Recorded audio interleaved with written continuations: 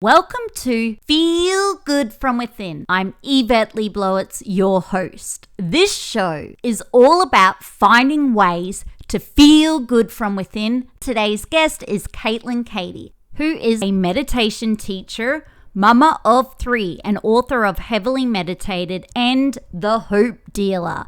Caitlin has been called a well-being whiz by Australian Yoga Journal, and her work has been featured in Women's Health magazine, Marie Claire, Real Living, Vogue, Prevention, and Body and Soul. Today we're going to be talking to Caitlin about her brand new book, The Hope Dealer, as well as her very personal grief story, along with meditation, self-care, and how to stay calm, centered, and grounded in the lead up to the busiest time of the year. Merry Christmas, everyone! I hope you enjoy being part of the show and it allows you to learn, develop, and grow. Hi, everyone. It's Yvetteleblowitz from spaitgirl.com, and welcome to Feel Good From Within. I'm super excited to be here with you today and with our very special guest, Cady, who is an author, meditation teacher, hope dealer, and wellness whiz.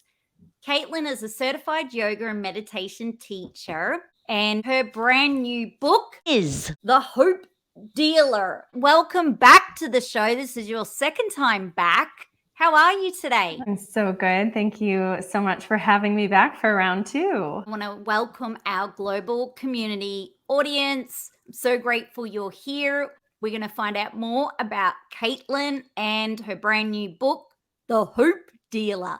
Before we dive into your brand new book, are you happy to tell our audience a little bit about yourself? I'm a writer, a meditation teacher, and a mother of 3. And I'm just really passionate about helping others live to their full potential. Really, my work revolves around offering positive perspectives and practical tools for getting high on life and living to our fullest potential. And, that's different for each person, but there are so many amazing tools out there that really work universally. So it's really my privilege and passion to be able to share a little bit of that. And when it comes to your brand new book, The Hope Dealer, what is the meaning behind the book title and what inspired you to want to write your second book? Well, the title is obviously a little bit of a play on words, which is one of my favorite things to do. The reason I called it The Hope Dealer is that I think hope is such an important aspect of life for me.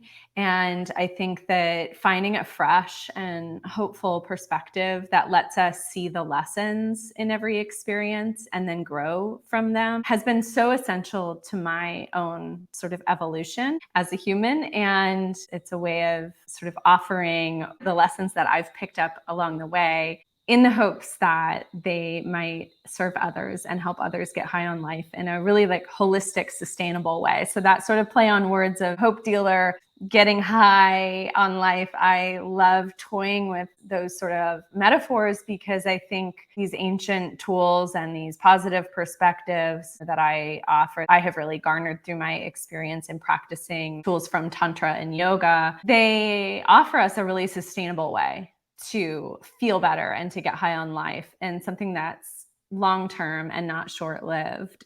I guess really there's a lot of people out in the world throwing shade, and I want to be someone who throws light on a situation, throwing light on other people, throwing light on myself. And that is my hope with this book. And I see with your book, I'm holding it up now. For everyone goes to my YouTube channel, Yvetteleblowitz or Spirit Girl, you'll be able to see the cover. With The Hope Dealer, you have 101 soulful daily musings.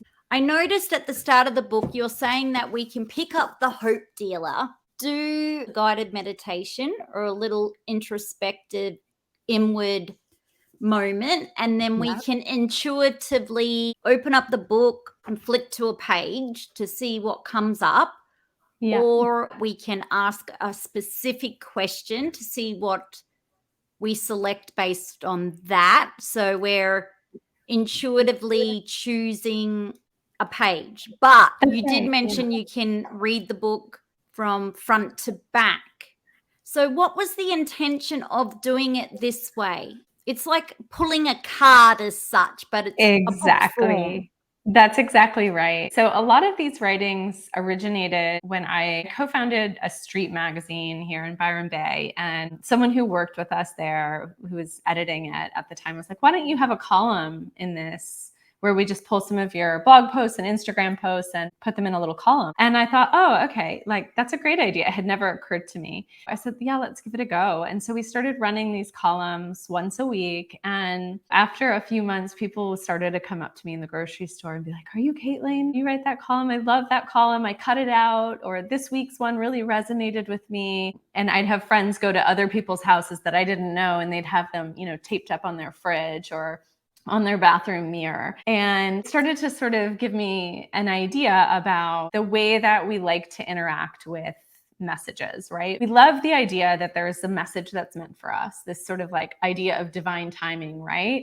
And this idea that we're connected to something outside of ourselves that is delivering us the perfect message at the perfect time. So I wanted to leverage that experience that people were having with the column. And I also noticed that people weren't just taking a photo of it. They were saving it. They were cutting it out. And I myself love actual tangible books, as well as ebooks and audiobooks are amazing. But there was something about having it as something people could hold and keep and interact with in a physical way. So I really wanted to design it like you would a tarot deck, so that you can flip it open and receive a message for your day that feels like has been delivered to you in some kind of a fortuitous, serendipitous way. That is the inspiration behind why it's designed this way. And then we also designed the audiobook in the same way, where each message is its own sort of track, so that if you want to interact with the audiobook that way too, you can kind of close your eyes, scroll through the tracks and pick one. And it's a fun way to integrate it into your everyday, which I think is super important. Making inspiration a part of our daily rituals is so helpful, right? If you just read an inspiring book and then you don't touch it for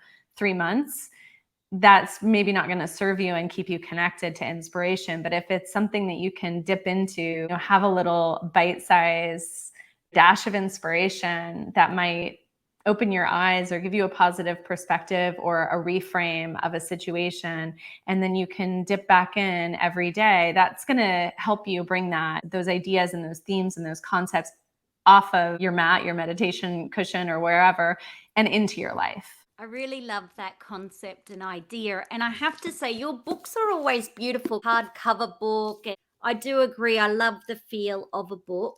If we were to be intuitive today and to pull literally a page for our audience, are you ready? I've opened the book, I've closed my eyes, and I'm going to intuitively stop now on page 13, and it's called Thank Sorrow for Her Gifts. Oh, wow. I just got chills.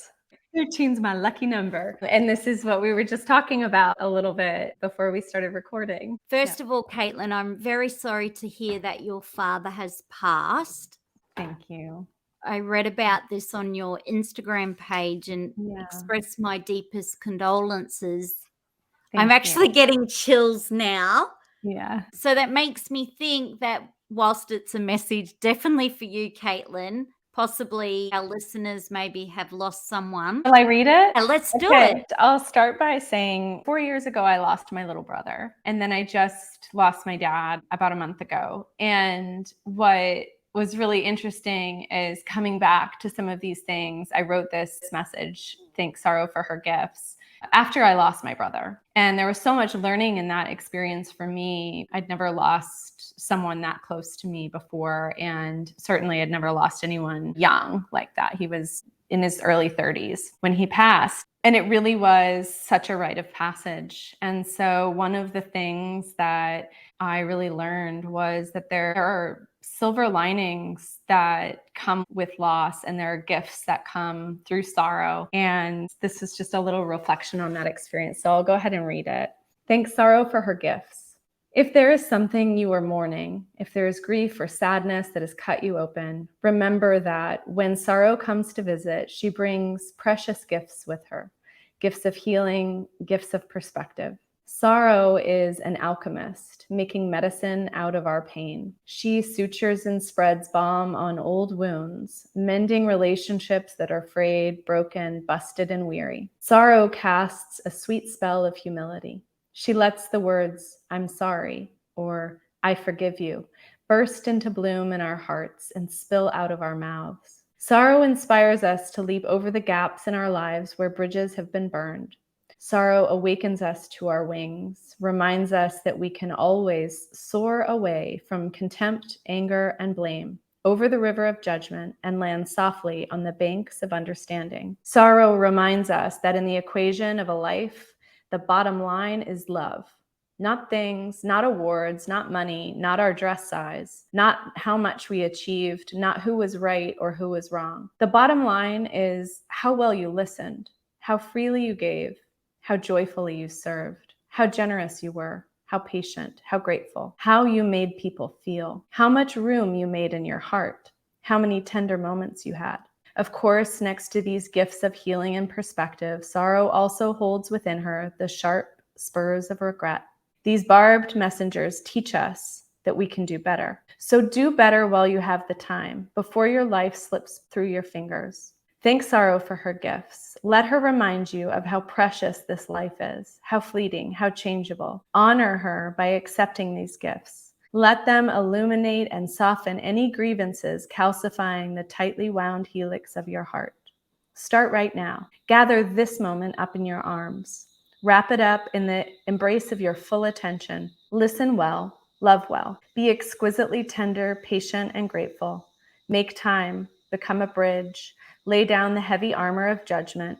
Say, "I'm sorry," like it's a prayer. Remember that we only have two options, love or fear. Remember that this life is only ever for loving. Remember that loving and giving are the only ways to make a life matter. That is so beautiful. That's so Thank you. beautiful. Thank you for letting me share that. That was so beautiful. I'm sure our audience loved the message that came through. And I can't help think intuitively that message was not only meant for you, Caitlin, and myself and our audience, but it's interesting how we just flicked open and something we were talking about before the podcast show has now transpired through the book. Yeah, I mean, that's exactly what I was sort of Yeah. referring to, is that feeling of creating meaning in our lives and that there's themes. And that's part of the invitation, really, of the book, of weaving it into a daily ritual, is that the more ritual and reverence that we create in our lives, the more meaningful that life can feel, because we can start to see the themes and we can start to sort of not only experience that ourselves, but share it with others as well, which is so beautiful. So beautiful. And when it comes to, sadly, the passing of your dad, what are some things that you've been doing to sort of help with the grief? I think any rite of passage, because that is what my two sort of most intimate experiences with death, and also my experiences with birth with my three children, they all have felt like rites of passage. And I feel that for me, something that's really helpful is being awake to it. So being present to what's happening. And I think that meditation and stillness and working with the breath and doing pranayama has helped me to become steady enough that I have the capacity to really fully experience those life events with more grace and more awareness and more self-awareness. I think that has served me well in those experiences. So continuing to do the things that I do regularly anyway, stillness and silence and meditation and reflection, and also rest. I found that maybe other people who had experiences of caregiving for a loved one can relate to this. I find that the end of life and the beginning of life are so similar.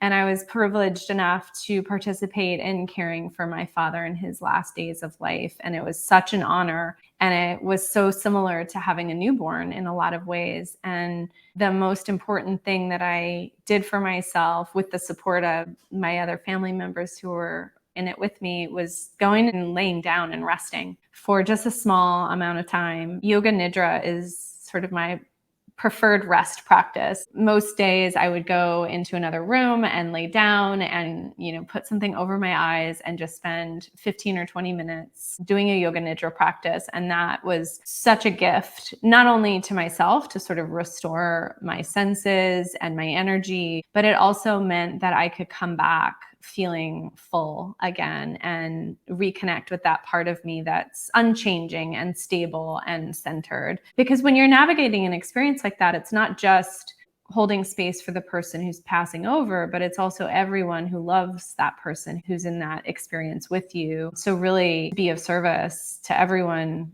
and yourself is to be able to show up with that sort of sense of stability and steadiness. So that really helped me in both instances of losing my brother and losing my dad. And I think it is that connecting with the body, that was the part that surprised me, was how somatic grief is. And so I think also just tending to the body and doing things like resting and eating really grounding and nourishing food is really helpful. Anytime I get the chance, I say, if you know someone who's experiencing loss or is a caregiver for someone or has just lost someone, I think the greatest gift that you can give them is a meal, a home cooked meal. It just never goes astray. It is just such a sweet and really appreciated gift. And I think so many of us, we don't know what to do when a friend is going through a time like that. We often go, I don't know what to say. I don't know what to do. And I think that it's like getting back to basics and remembering that people, when they're looking after someone else or they're in a state of grief, the last thing they're thinking about is the body.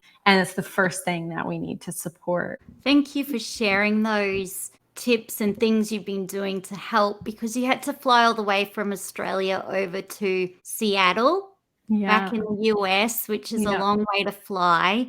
But I was only thinking, I'm so grateful you had the opportunity to leave Australia and to fly to be with your father, because a couple of years ago, we couldn't even leave Australia because of the pandemic and COVID. Yeah, there was so much in it for me to be grateful for, and that certainly did not escape my attention. People might be thinking like, oh, she seems okay. And I am okay because I felt so connected to the beauty of that situation. And it's so sad to lose someone that you love, and it's so sad to lose them quickly. But there was so much about that situation that I'm grateful for, because you're exactly right. 2 years ago, I wouldn't have been able to get there. I can't even explain what that would have felt like. It would have been awful. And I think that having those experiences to actually consciously say goodbye to someone or to assist them in their transition in some way, whatever that means to you, is such a privilege and such a blessing. And so I really, truly felt that in this experience.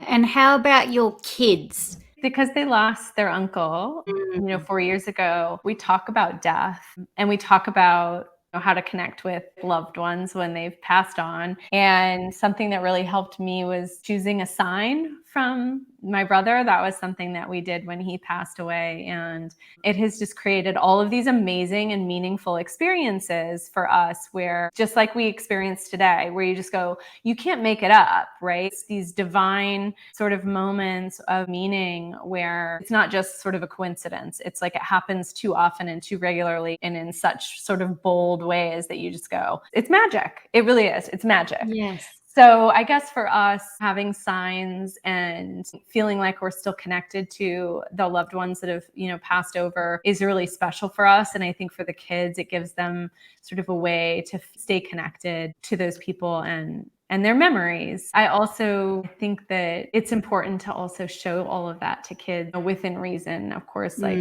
my kids had the opportunity to spend a lot of time with my dad before he passed away, because he had just spent 2.5 months with us here in Australia, which was such a blessing. And that is so special for them and for me to know that we did have that time together. And now I think we kind of all are at peace knowing that we seized the day really, truly, and made that happen, because I think that's one of the other lessons, especially after the pandemic, where you just go, you can't take that time or that opportunity to be with your loved ones for granted. Like, you've got to make it happen anytime you can, because you don't know what's going to happen next. You're so right. We have to seize the day, spend time with our loved ones, because you never know what might happen.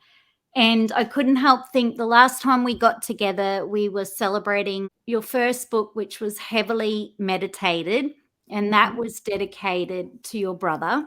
Yeah.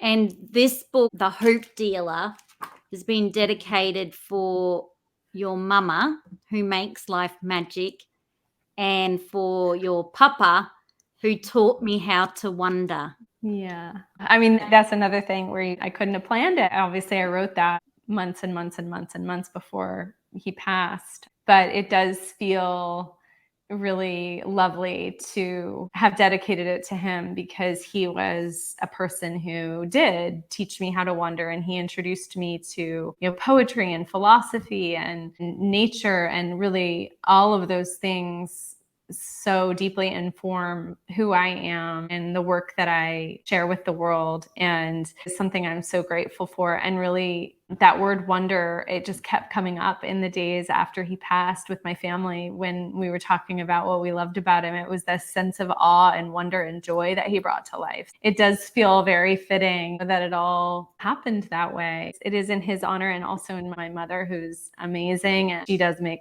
life magic and just so beautiful through this entire experience. She and my dad have been divorced for many, many, many years. She was there, and it was a beautiful experience for all of us, and one of those times where you really get to see the best in people, which is another message in the book. Let's be our best for each other, even on the good days. I think that happens a lot, where when times get tough, we show up. Like, that's the time we bring a casserole over, or we lend a hand or offer support. And I think when you go through something like this, you just see how much goodness we are all capable of. I know it certainly inspires me to want to bring that energy and that ethos into every day, not just the days where people are having a hard time. So lovely. And talking about hard times, we're coming up to Christmas. And we obviously it's going to be hard for so many people for so many reasons. Yeah. First of all, let's talk about the cost of living has gone through the roof. Yeah. And we have so many crises going on in the world, whether it's an energy crisis, a food crisis. Thinking about Christmas, there's always a lot of stress in trying to get everything done, a lot of more financial stress because people feel obliged to buy a lot of presents and a lot of food. And then obviously, Caitlin, both yourself and even our family and many more families aren't going to have their loved ones with them. They may have passed, or they might not be able to afford to even visit them. If we find ourselves feeling stressed and overwhelmed because our to-do list is so big and then we have a lot of other stuff going on, what would be one practice we could do to just feel a little less stressed, a little more grounded? I love this question and this topic. There's a quote from Baba Ram Dass, and I'm paraphrasing when I share this, but it was something to the effect of, if you think you're enlightened, go spend a weekend with your family. And so I think that even if you just spend the holiday with your loved ones, your blood family or your chosen family, even under the best circumstances, it can be challenging and triggering. The people that are closest to us often can push our buttons more than anybody else in the world. So I think that it's so important to, again, be able to go into that feeling like you can show up as your best self. I want to talk about it from that perspective of like, how can I show up as my best self and not get triggered? But also, how can I not get caught up in the momentum and the speed and the velocity of this time of year? And I think that anything that you can do to like pump the brakes and just settle and interrupt that momentum and then regather your energy and your attention is fabulous. Feel this time of year like we have less time and we have more to do, and I want to get it done by Christmas. So we start moving faster and faster and faster because we feel like time is in short supply. And even just like, I don't know about you, but I had so many emails with the sales that have been happening in the lead up to the holidays. And again, you can get caught up in the momentum of that energy too. But that can make us feel really reactive and keep us from being fully present and making decisions that are in line with our highest good. So whether we're talking about buying things we don't need or saying things we don't mean or eating or drinking more than we normally would. All of that happens when we're caught up in speed. I think that balancing that energy is super important. So a few different options on the menu of things you might like to try. One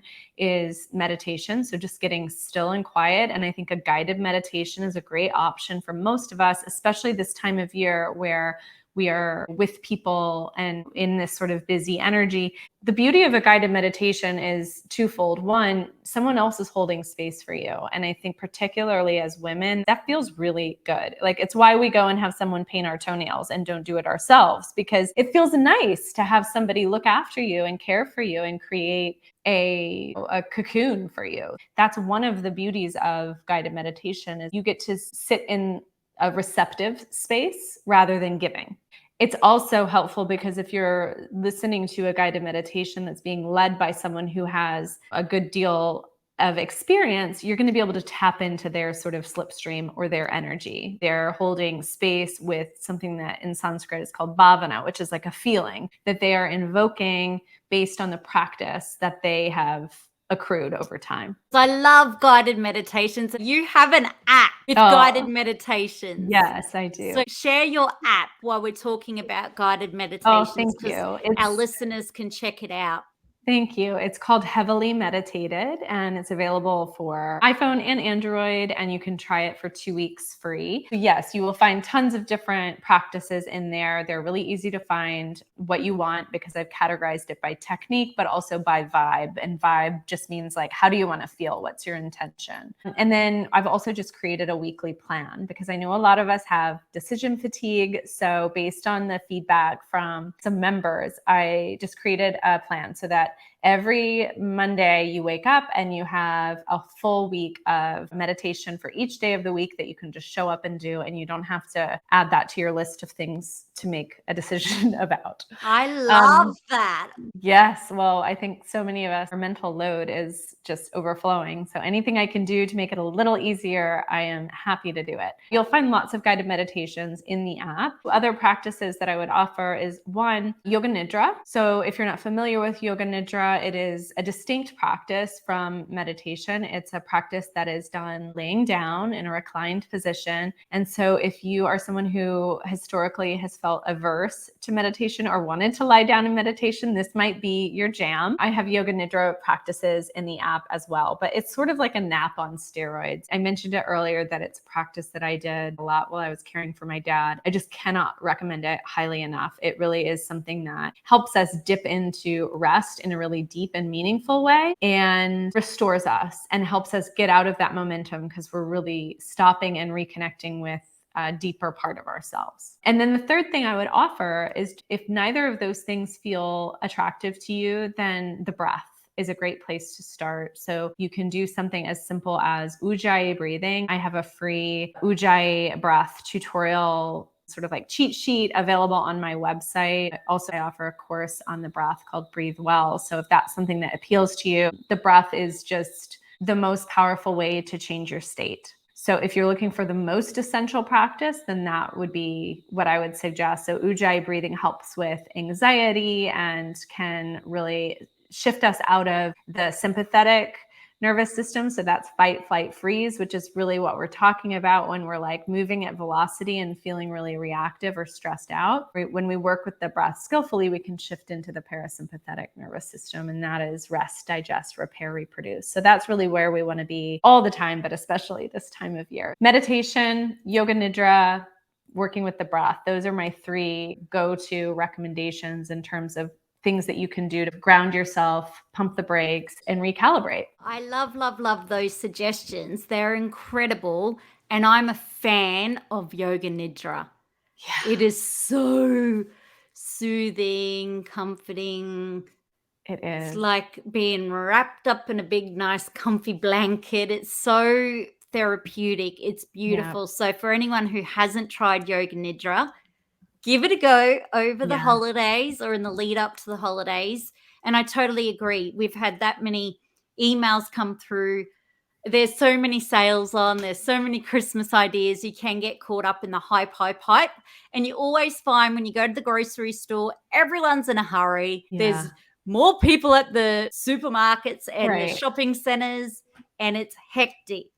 So, Caitlin, what are some of your self-care rituals that you are doing for your own self? Well, all of those things I just mentioned are part of my regular routine: meditation, working with the breath or pranayama, yoga nidra, yoga asana is obviously something I love to do as well. But even just reflection and journaling is something that I find really helpful. Writing is a form of alchemy to me. So it's a way of sort of digesting experiences, clearing the mental load. There's so many different ways that you can approach it. That is such a useful tool for me in terms of my self-care. And just being silent, even that, just having an hour of not talking, not listening to music, not listening to podcasts or audiobooks, and just being quiet. Like even that alone can really restore one, myself included. So that is always on my list. I love a bath, but we moved house and we have this amazing, beautiful house now and this beautiful garden. But the one thing it doesn't have is a bathtub. So I'm devastated. It's become an ongoing joke with my husband where he'll be like, "Why don't you go have a bath?" Or I'll be like, "I'm just going to go have a bath." And then we kind of have a chuckle about it. So someday I will have a bath back. In the meantime, I do have an infrared sauna. That stepping into sort of a space and feeling cocooned and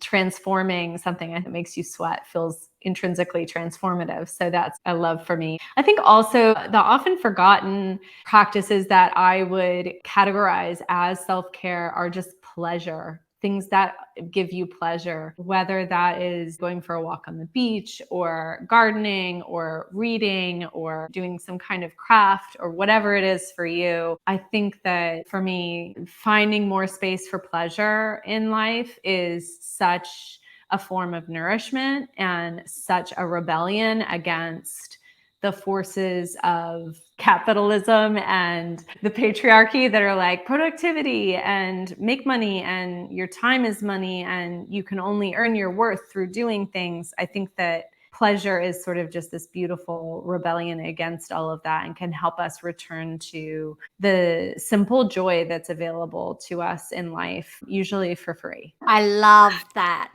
And such a beautiful message. I too trying to spend less time on social media. I mean, everyone's yelling at you, do more, do more, do more. This is the latest reels. Oh, Yeah. this is the latest trends. Do Right. this to grow your following. La, la, la. And it's so noisy.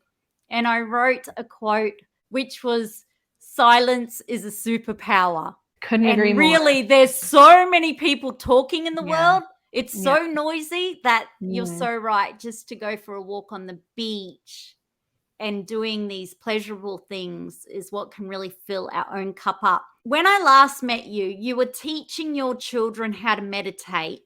You were sharing these cute little photos of your little mini me's meditating. Oh. How is that going? They're still all pretty young, but they certainly still mimic me. And recently, which for me is perfect at that age, sharing little bits and pieces is great. I have some guided meditations in the app actually that are for kids because I think they're just great tools for helping kids manage their state and particularly winding down from being upset or needing to wind down for bedtime and things like that. While I certainly still have all of those things on offer for them, I think just modeling that stillness and silence are valuable to them. So letting them see my practice, I think that is teaching them just as much as teaching them the mechanics of meditation. So that is something that I continue to do. And it's really cute. My 5-year-old, because I often, chanting mantras, she's started chanting mantras. She'll come in and put her hands in prayer position and start chanting. And